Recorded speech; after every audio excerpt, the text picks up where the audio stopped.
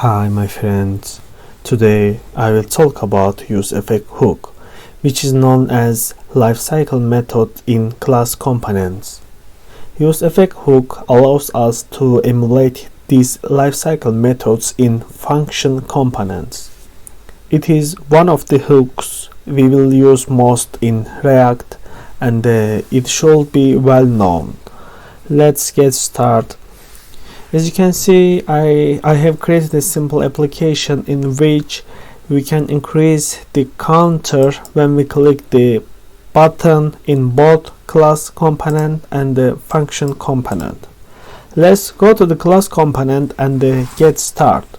As you know, we have a method called componentdidmount, which works right after our component is loaded. Let's call this method componentdidmount. Whatever we write inside this method, it will be executed after our component is loaded. Let's print something to the console. Console.log componentdidmount worked. I save it. Refresh the page and I will open the console. As you can see, the componentdidmount method is triggered after the component is loaded. The method is simple to use. I don't want to limit its usage areas by giving examples, but you will often use it when you request to endpoints. Now I want to talk about componentdidupdate. As we can understand from its name, it is triggered when an update operation occurs in the component. I mean, when a prop or a state change or is updated, the codes written inside this method will be executed. Let's call this method componentdidupdate. I will print something to console again. Componentdidupdate worked. I save it. I refresh the page. As you can see, the componentdidmount worked. We haven't done anything yet to trigger componentdidupdate method. If we click the increase button, component will be triggered as state update process is done. The componentdidupdate method runs over and over for each state update. As you can see, it worked 8 times. Now let's try to emulate what we had done with useEffect in a functional component. First, we import the useEffect hook next to useState useEffect. Okay. I will close the console.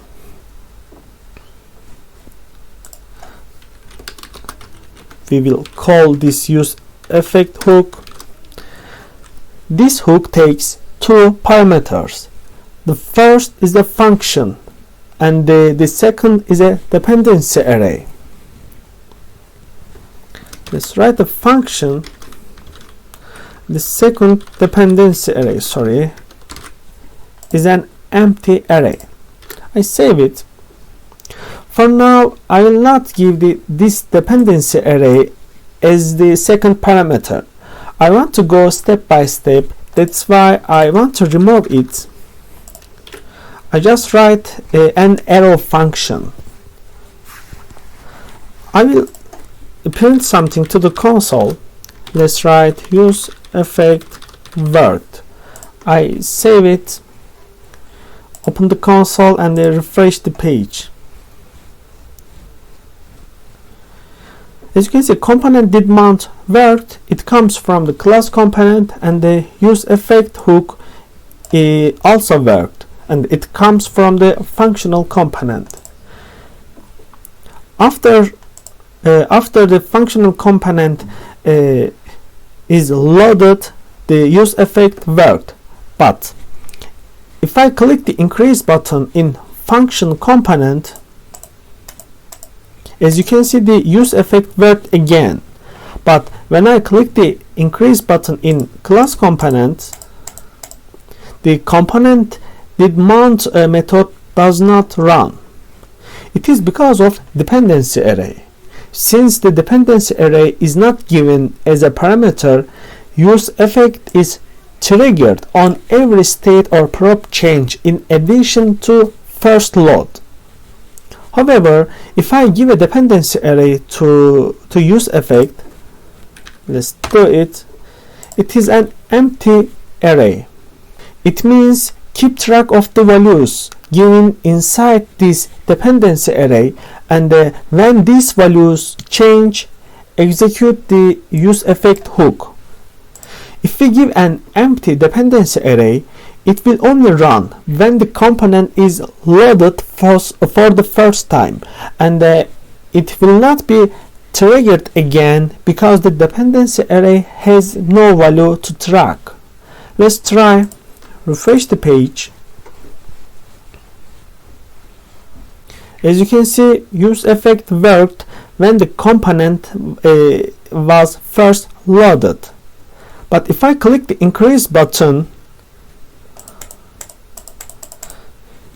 useEffect does not work because dependency array does not track any value. This is how we emulated componentdidmount with the useEffect hook.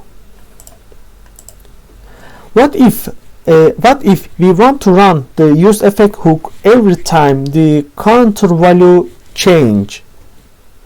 Of course, we will give the counter as a parameter to the dependency array. Let's do it. Counter.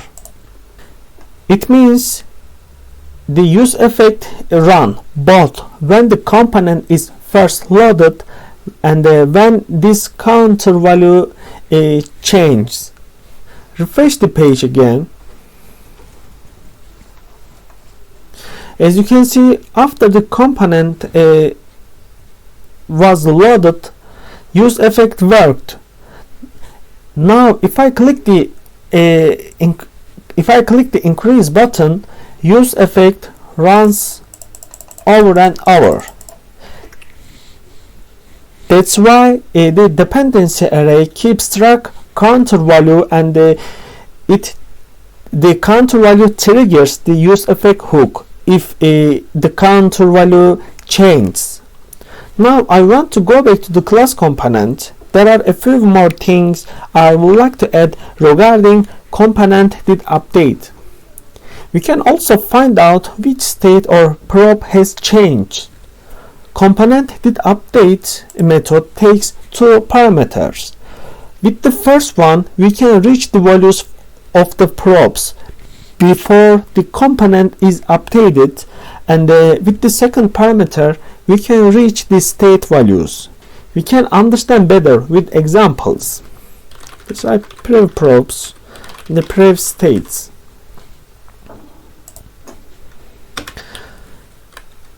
I will write a condition here. Let's say prev state counter is not equal to counter. Console log componentdidupdate worked. I will remove it. Here we are making a comparison. If the previous counter value value is not the same with the current one, we specify the operations we want to do. So I save it and refresh the page.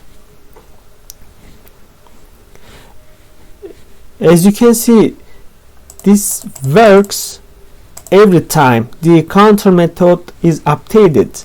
I will quickly create another state just to make it more clear. Let's write counter2 and the initial value is 0. I will create one more button to update this counter2 state. Let's create a button quickly.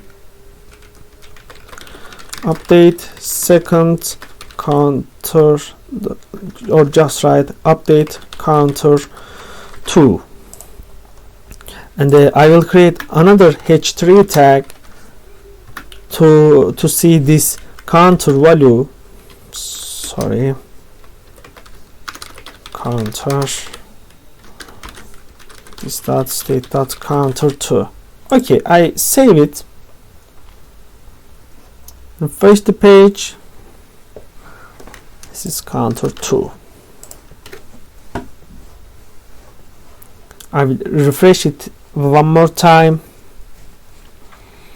Now when I click the button for counter1, for this one I mean, component did update will work. As you can see, component did update worked. But if I click the update counter2, component did update will not work, because we have a condition here. Let's try it. But I forgot to add I forgot to update this state. Let's add a onClick event. Sorry, start set state.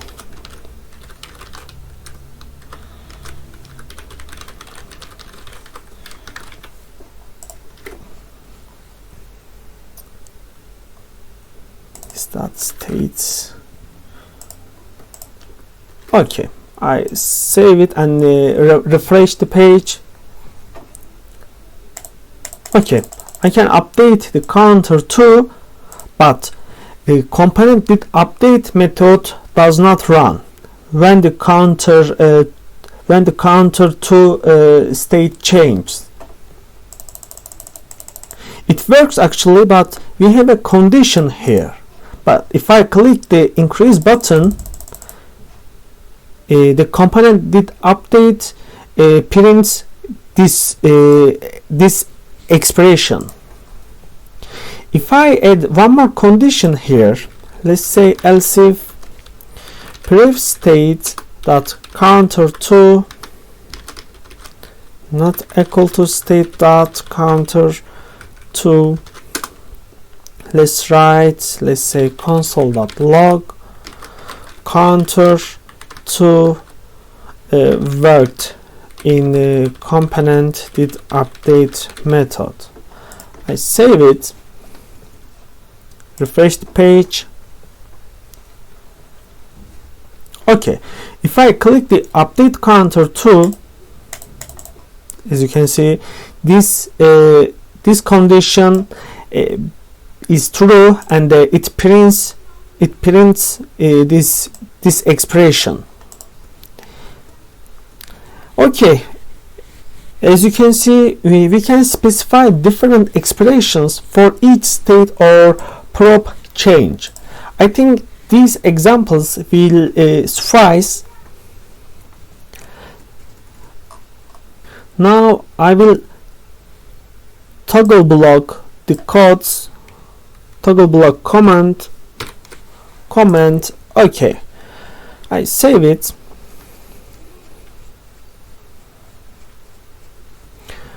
Now let's talk about component will unmount. Component will unmount is slightly different from others. We can say that it is used for cleaning. To better understand this, I will use set interval function. So I need this component did mount here. So let's toggle the command again. Okay, I will write an set interval function inside this method, and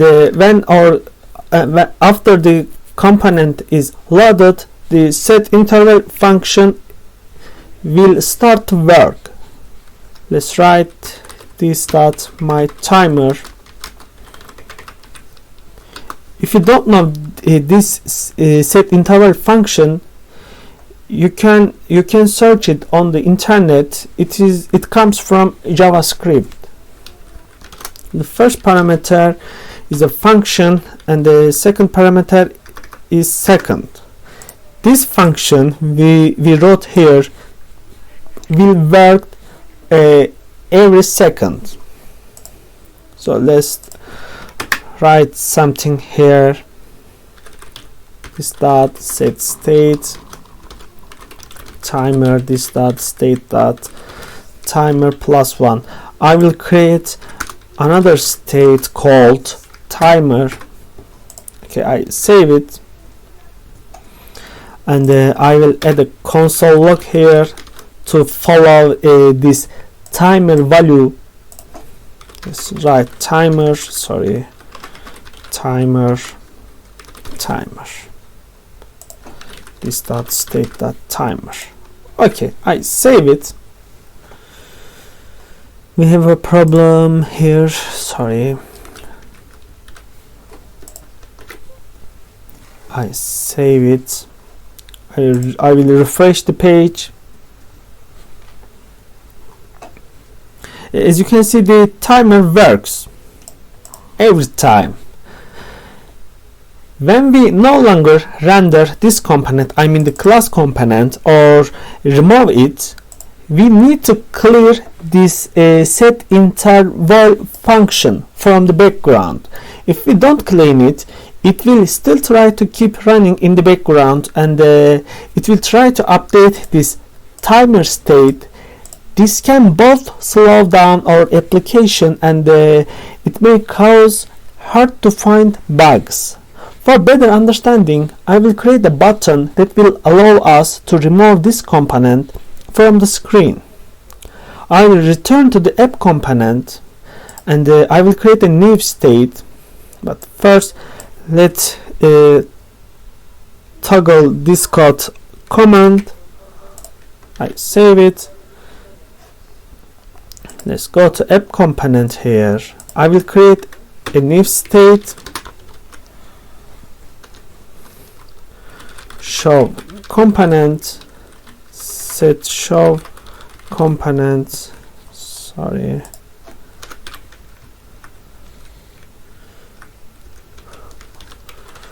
use states,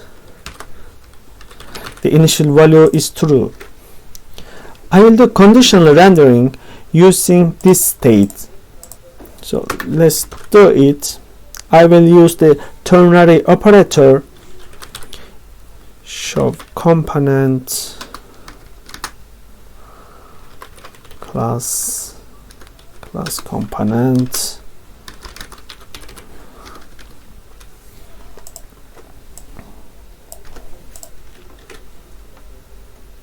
For those who don't know the ternary operator here, it means if a show component is true, render class component.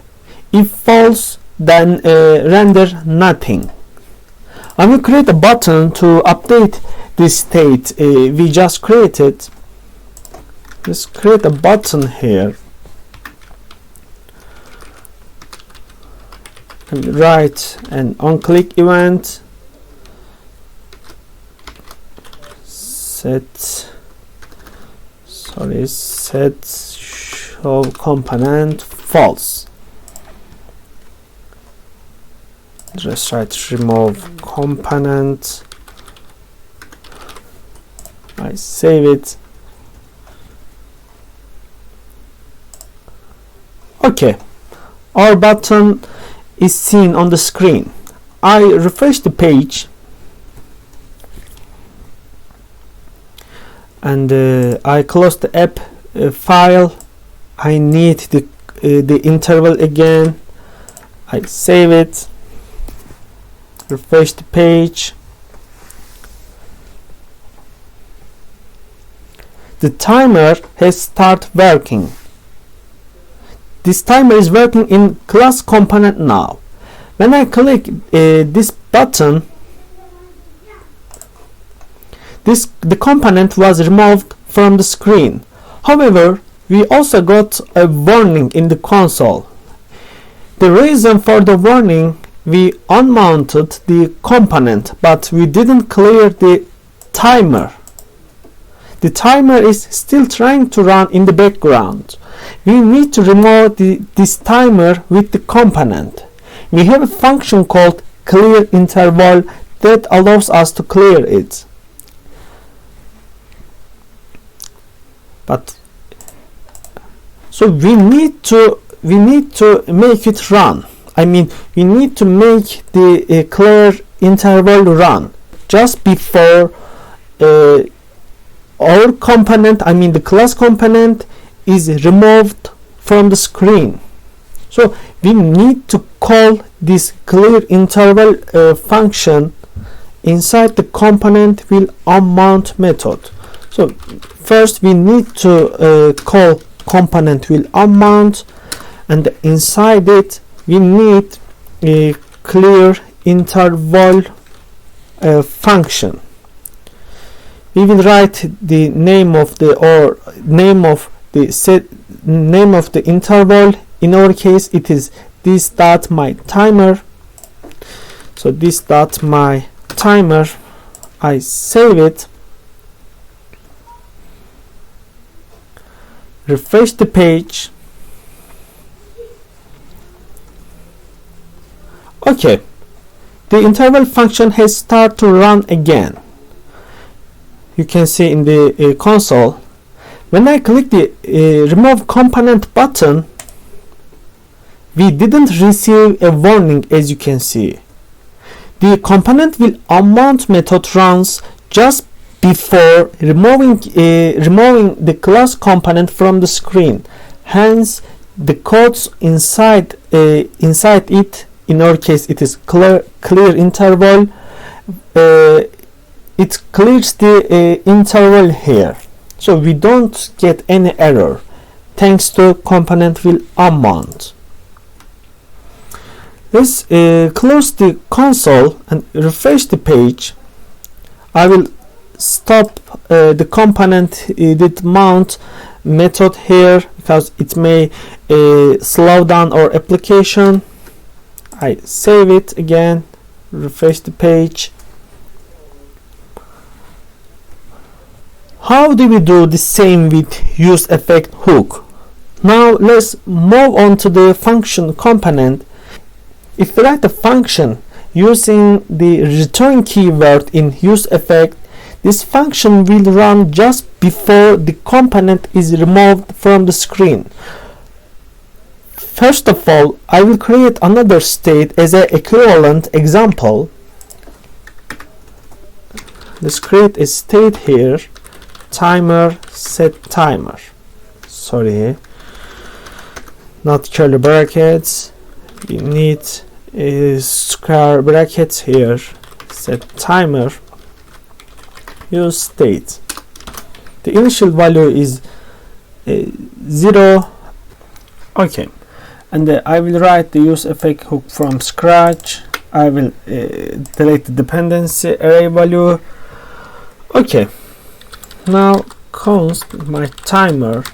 I will write a set interval function that will start to run when the component is first loaded. Let's create it.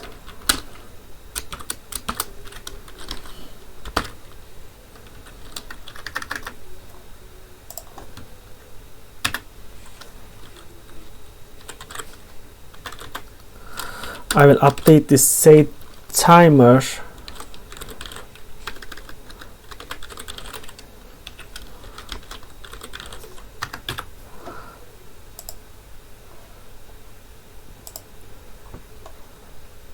Okay, and I will write another useEffect to see the to follow the timer state here. I will delete it later. Let's write timer. I save it. I refresh the page. Open the console. Okay, as you can see, the timer works here. I will stop it for now because I need to make some changes to app component. I mean, when I click the remove component, now I will remove the function component, not class component. Let's do it. It's app component here.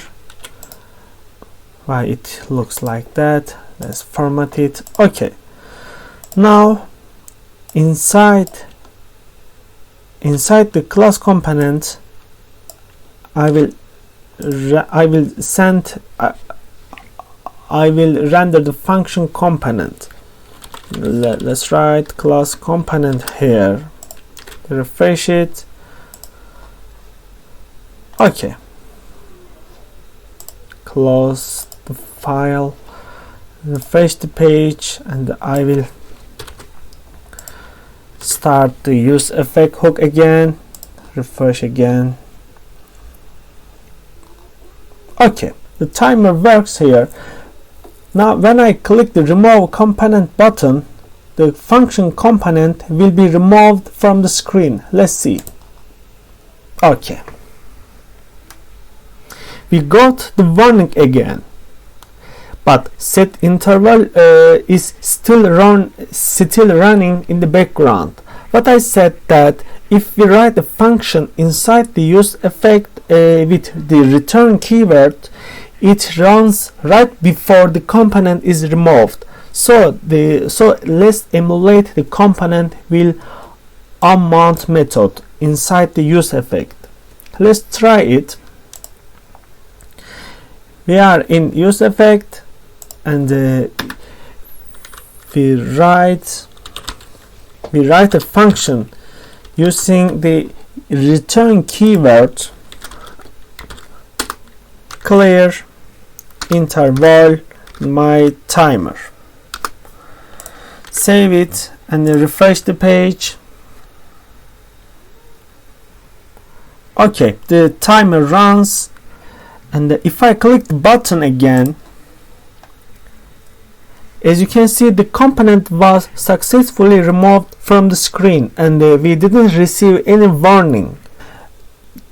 I will finish the video, but first I would like to remind you one more time.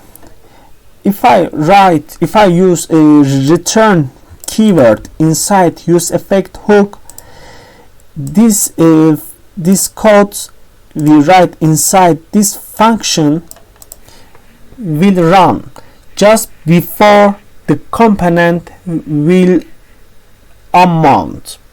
be unmounted. Okay, thanks for watching. See you in the next video.